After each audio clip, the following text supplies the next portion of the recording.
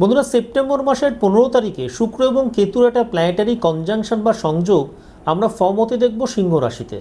তাই প্ল্যানেটারি কনজাংশনের একটা প্রভাব কিন্তু কালপুরুষের 12টি রাশির জাতক জাতিকাদের উপরই পড়তে দেখা যাবে। তা বন্ধুরা, আজকে আলোচনা করব শুক্র এবং কেতুর এই প্ল্যানেটারি কনজাংশনের ফলে কালপুরুষের তৃতীয় রাশি অর্থাৎ মিথুন রাশির জাতক জাতিকাদের ঠিক এই 24টা দিন কোন ধরনের সমস্যাগুলোয় পড়তে হবে এবং সেই সমস্যাগুলো তারা কিভাবে ঘরোয়া উপায় মোকাবিলা করতে পারবেন। বন্ধুরা, শুক্র এবং কেতুর এই প্ল্যানেটারি কনজাংশন বা সংযোগ কিন্তু আপনার রাশি থেকে তৃতীয় ঘরে ঘটতে চলেছে।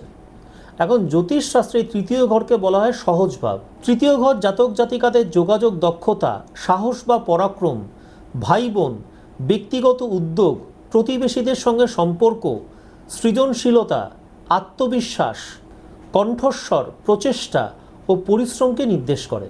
তো মিথুন রাশির জাতক জাতিকাদের কিন্তু এই সমস্ত বিষয়গুলি এই 24 দিনের টাইম ফ্রেমের মধ্যে কম বেশি এফেক্টেড হতে দেখা যাবে। তাহলে 24 দিনের টাইম ফ্রেমের মধ্যে মিথুন রাশির জাতক জাতিকাদের ঠিক কোন ধরনের সমস্যাগুলো ফেস করতে হবে তা একটু দেখে নেব। যোগাযোগ ও সম্পর্কের ক্ষেত্রে নানাবিধ বিভ্রান্তি এবং অস্থিরতা দেখা দেবে। কথা বলার ক্ষেত্রে ভুল বোঝাবুঝি হবে। ভাই বোন এবং কাছের আত্মীয়দের সঙ্গে সম্পর্কে টানাপোড়েন অনুভব করবেন। সাহস এবং আত্মবিশ্বাস দুটোই কমতে দেখবেন। প্রেম বা দাম্পত্য জীবনে যোগাযোগ সমস্যা দেখা দেবে। আপনার দৈনন্দিন খরচ নিয়ন্ত্রণের বাইরে চলে যাবে। যোগাযোগ বা প্রযুক্তি সংক্রান্ত খরচ এই পার্টিকুলার টাইম ফ্রেমের মধ্যে বাড়তে দেখা যাবে। অতিরিক্ত খরচের প্রবণতা বাড়তে দেখা যাবে এবং এই অতিরিক্ত খরচটা কিন্তু আপনি বিলাসবহুল জিনিস কেনাকাটি করার ক্ষেত্রেই করবেন। স্নায়বিক চাপ ও মানসিক অস্থিরতা থাকবে। হাত বা কাঁধে ব্যথা অনুভব করবেন বা ব্যথা পেতে পারেন। অতিরিক্ত চিন্তা, যাকে আমরা ইংরেজি ভাষায় বলে থাকি ওভার থিঙ্কিং, এই অতিরিক্ত চিন্তার কারণে কিন্তু আপনার রাতে ঘুমের সমস্যা হবে। তাহলে মিথুন রাশির জাতক জাতিকারা এই সমস্যাগুলো থেকে ঠিক কীভাবে মুক্তি পেতে পারেন?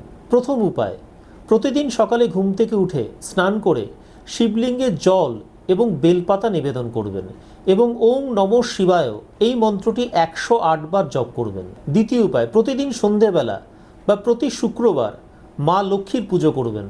মা লক্ষ্মীর প্রতিমার সামনে একটি ঘিয়ের প্রদীপ জ্বালাবেন এবং ওং শ্রীং লক্ষ্মী নমঃ এই মন্ত্রটি 108 বার জপ করবেন। তৃতীয় উপায়, প্রতিদিন সকালে বা সন্ধেবেলায় আপনার পাড়া বা এলাকার একটি সাদা গরুকে রুটি, সবুজ ঘাস এবং কিছুটা গুড় খেতে দেবেন।